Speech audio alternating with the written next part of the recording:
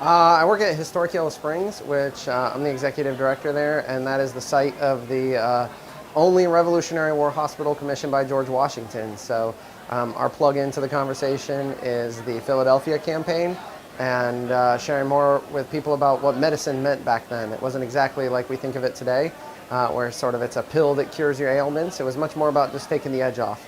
But that was revolutionary thinking, pun intended, at the time.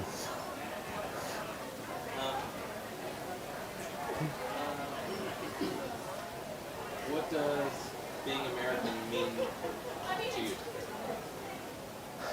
Yeah, I think being American to me means understanding the history and how we got to this point today. That it's not perfect.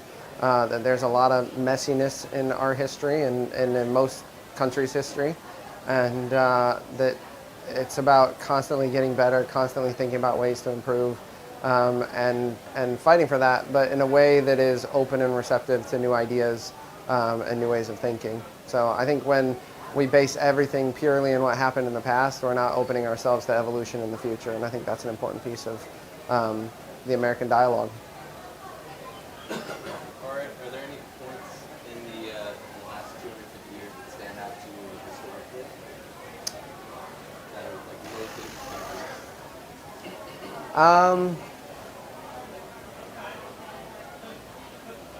It's a good question. I'm an artist, and so I think of our history a lot in art standpoints because I think art is always such a commentary on culture.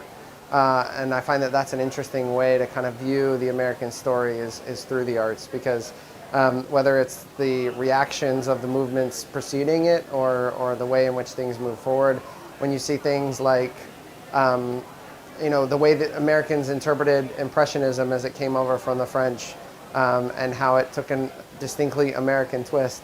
I think that's what's unique about the American spirit is that we somehow take these things that we assimilate from other cultures, twist them, turn them, and make them our own in a unique way. And so whether you're looking at the abolition of slavery and what that meant for individuals and how that interpreted in artworks, up through, like I was saying, the mundane stuff, just the way that we appreciate the landscape and the different periods around that, around the Industrial Revolution.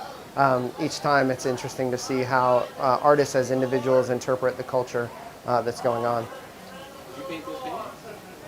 I did not paint those paintings. I know the artist.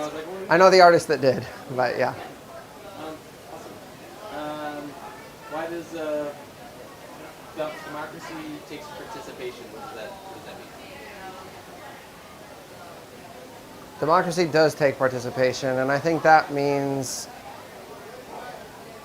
lately I find that means trying to listen more than you talk, because a lot of people like to talk, and not a lot of people like to listen, and so in order to have a dialogue, you got to have both, and that means sometimes hearing things that you don't agree with or don't like, and it may not ultimately change your impression or the outcome of your beliefs, but at the same time, it's about appreciating others and realizing where they're at and where they're coming from. I think for so many individuals, beliefs and stances come from their own personal history, which we all have convoluted histories of our own. And so I think it takes a little bit of introspective looking inside of you to understand how that reflects on society as a whole.